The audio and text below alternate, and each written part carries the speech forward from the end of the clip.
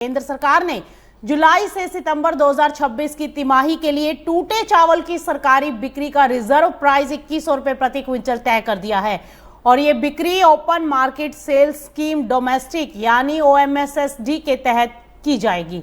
सरकार का मकसद साफ है कि बाजार में चावल की उपलब्धता को बनाए रखना है और कीमतों में ज्यादा उतार चढ़ाव को कंट्रोल करना है।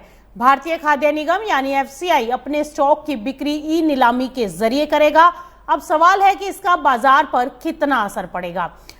सरकारी स्टॉक बाजार में आने से चावल की सप्लाई बढ़ सकती है, जिससे कीमतों पर तेजी का दबाव कुछ कम हो सकता है। लेकिन अगर खुले बाजार में टूटे चावल का भाव पहले ही 2100 रुपए के आसपास या उससे नीचे है तो सरकारी नीलामी में खरीदारों की दिलचस्पी सीमित रह सकती है। लेकिन कहानी सिर्फ चावल की नहीं है, यहाँ सरकार का एथेनॉल एंगल भी बेहद अहम हो जाता है। सरकार खाद्य जरूरतों के साथ साथ एथेनॉल उत्पादन के लिए अनाज की उपलब्धता और कीमतों को भी मैनेज कर रही है।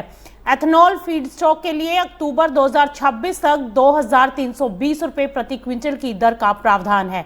यानी सरकार एक तरफ चावल की सप्लाई और कीमतों को संभाल रही है तो दूसरी तरफ एथेनॉल ब्लेंडिंग के लक्ष्य को भी ध्यान में रख रही है।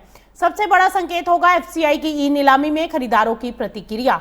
अगर सरकारी स्टॉक की अच्छी खरीदारी होती है तो बाजार में सप्लाई बढ़ सकती है। वहीं नई फसल की आवक, मॉनसून उत्पादन और अलग अलग राज्यों के स्थानीय भाव भी चावल की दिशा को तय करेंगे।